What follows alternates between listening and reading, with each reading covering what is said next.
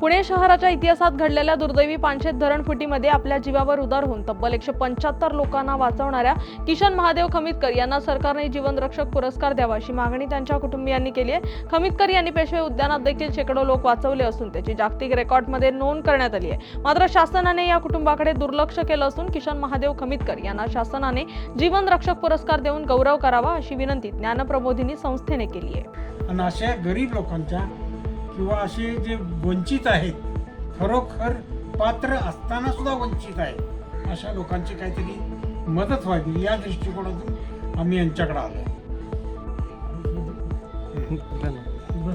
आणि हे आमच्या श्री राष्ट्रभक्त ज्ञानप्रबोधिनी ट्रस्टचे अध्यक्ष श्री